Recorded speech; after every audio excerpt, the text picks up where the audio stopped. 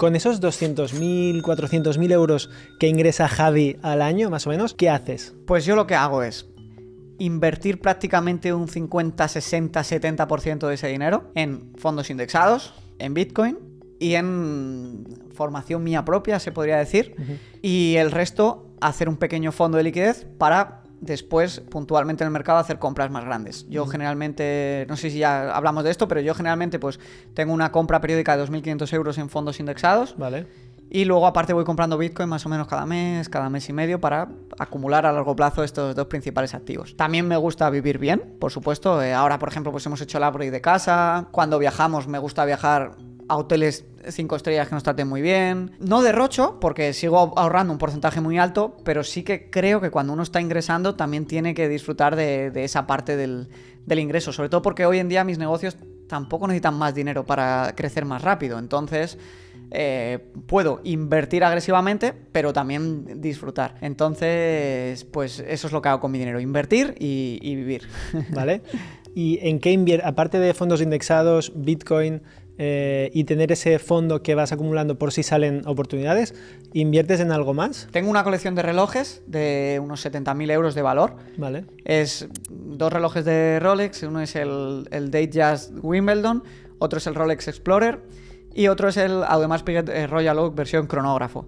Me encantan los relojes, no lo hago tanto como inversión, en plan, creo que van a hacer un por 3 el día de mañana, sino, oye, estoy contento con lo que ya voy aportando a los mercados, creo que mis ingresos van a subir, pues este dinero lo coloco aquí, que sé que no se va a devaluar mucho o muy rápido, y de vez en cuando los llevo, los disfruto y cubro ahí un poco mi personalidad de coleccionista, ¿no? De tener cositas que me hacen muy feliz. Aparte de esto, la verdad es que mi cartera de inversión es súper sencilla. La gente muchas veces se cree que porque tengas más dinero, más patrimonio, hay que complicar la estrategia de inversión. Y yo creo que en las finanzas la simplicidad es una victoria y creo que es complicado batir los rendimientos de los fondos indexados y yo cubro mi parte más especuladora con mi apuesta por Bitcoin, que creo que es un activo que lo hemos visto nacer, es contemporáneo a nosotros y no sé lo que va a pasar en 5 o 10 años, pero sí que creo que es un activo que va a seguir aquí dentro de 100. Entonces creo que tiene mucho potencial y creo que un porcentaje pequeño de la cartera merece la pena tenerlo. ¿Cuál es ese porcentaje pequeño de tu cartera? Depende del precio de mercado de Bitcoin. Ha llegado a estar en el 50% y ahí no me sentía muy cómodo. Pensaba que era demasiado, pero el mercado no vendiste.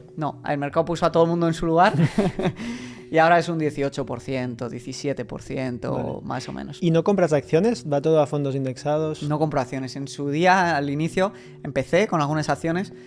Pero mi mentalidad es, o sea, ¿dónde puedo yo generar el mayor retorno? Mejorando mis inversiones, si es que acaso puedo, que mucha gente se cree que puede y no puede. Yo creo que no puedo.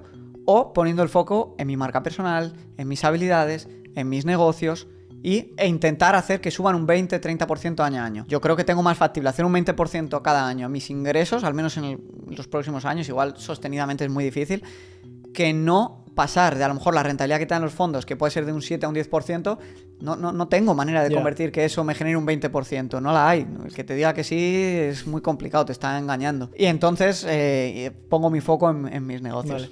¿Inmuebles tampoco tienes ahora? Inmuebles tuve uno en Madrid, que además me fue muy bien, compré en el 2015, ahí estaba el suelo de los inmuebles en España principalmente, y compré este inmueble de 120.000 euros, puse 60.000 euros de mi bolsillo, me hipotequé por los otros 60.000, estuve viviendo un año, luego lo alquilé y el año pasado lo decidí vender. O sea, ¿tú compraste para invertir, para ti, para vivir tú? Inicialmente sí. Vale. Inicialmente sí. Mi mentalidad sobre esto ha cambiado mucho. Yo cuando empecé, pues piensa que tenía 21 años y mi mentalidad fue, ostras, tengo este dinero, voy a solucionarme la vida. Si invierto...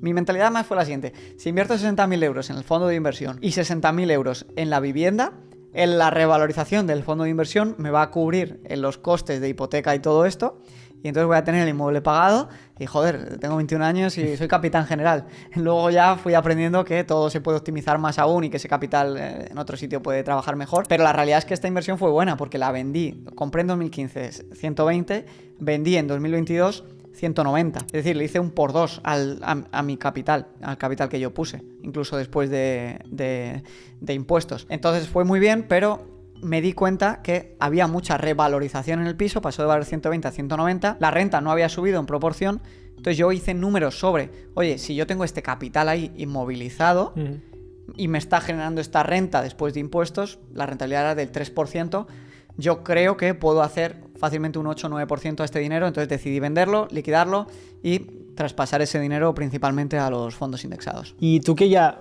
tienes 29, pero empezaste muy muy pronto y te empezaste a formar, te interesaba mucho este mundillo y has visto incluso varios activos, has incluso asesorado, ¿no? a gente, ayudado a gente con sus finanzas y tal. ¿Qué le recomendarías a alguien que va perdidísimo? Alguien que no ha hecho nunca ninguna inversión, que quizá, bueno, conoce el tema y tal, pero no sabe por dónde empezar o que le da miedo ese primer paso. ¿Qué le recomendarías? Para mí hay unos pasos sencillísimos que si los haces te va a poner por delante el 99% de la gente y cualquiera los puede implementar en una semana. El primero de ellos, hacer un presupuesto para entender cómo están tus finanzas personales. Yo no soy muy de medir al detalle lo que gasto, lo que no gasto, yo soy de porcentajes. Y si mis porcentajes salen de ahorro, estoy contento, y de inversión. Entonces, un presupuesto para entender cuáles son tus activos, es decir, cuánto dinero tienes en el banco, cuánto dinero tienes en propiedad de tu casa que no debes al banco. En definitiva, que hagas una foto clara de tu patrimonio. Activos menos deudas para ver cuánto dinero tienes. Entender cuánto dinero estás ahorrando al mes, cuánto dinero te queda. Este ejercicio hay que hacerlo al menos una vez en la vida, porque así vas a entender al detalle dónde se está yendo tu dinero.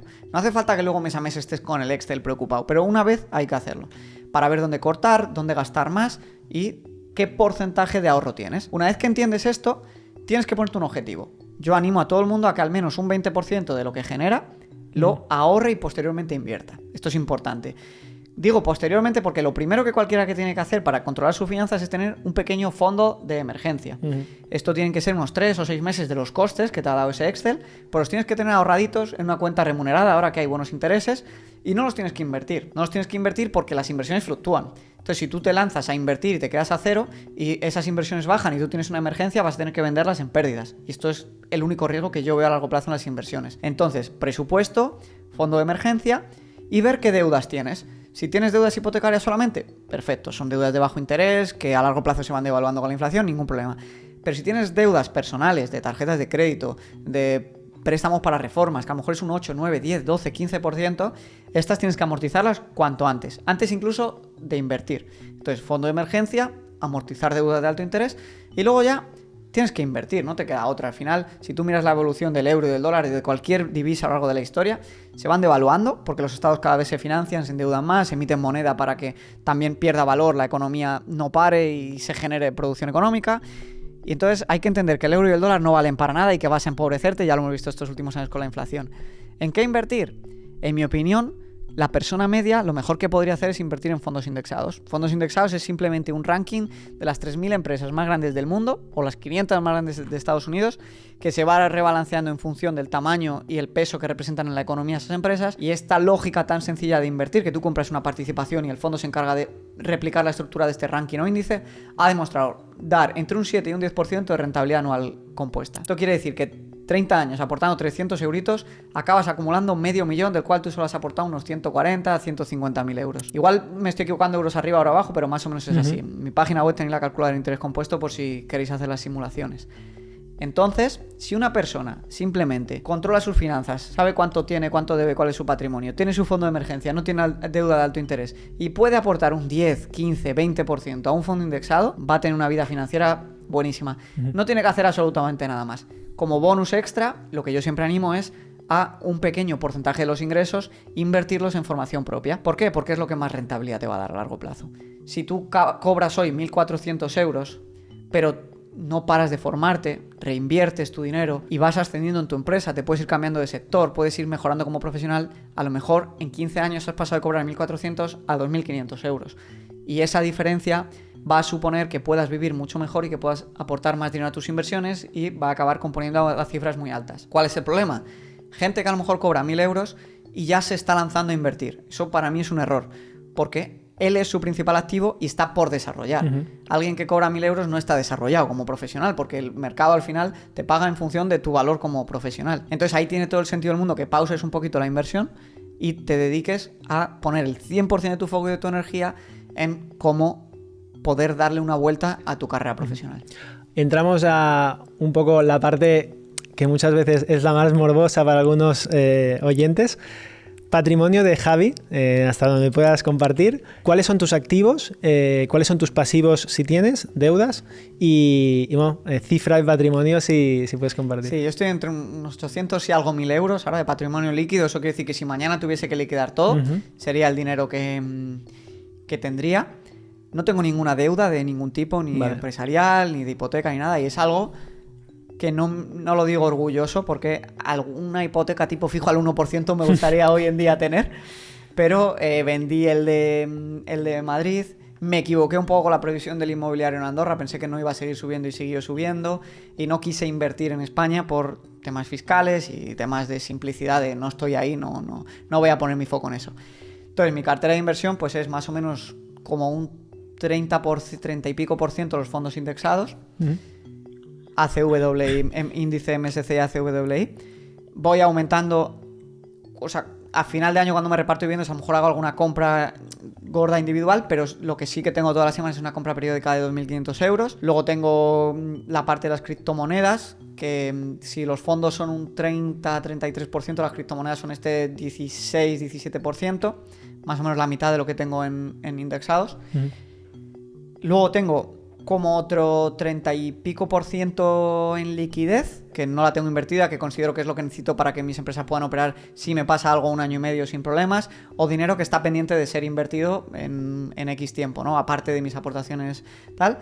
Luego tengo esta pequeña colección de relojes y más o menos así es como se distribuye mi patrimonio. Y luego pues las participaciones de mi empresa, que cada uno las podrá valorar como considere según los múltiplos del sector, según los ingresos, según las previsiones. Vale, que decíamos que estaba facturando en torno a los 700. Vale. ¿Y los relojes que habías dicho, creo que eran 70?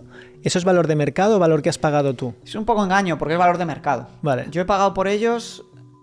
El valor de mercado real son 70... O sea, el valor de mercado, que por ejemplo si tú pones Crono 24 te dice que según las transacciones que se han hecho y un precio de venta real son los 78. Yo nunca he vendido un reloj ni tengo intención de hacerlo, entonces no sé hasta qué punto lo puedo llegar a vender por ese dinero, pero sé que hay gente que los compra. Yo lo que pagué en tienda fueron unos 48 mil euros. Creo que fueron 32 por el Royal Oak, quitando el IVA y pagando el IGI.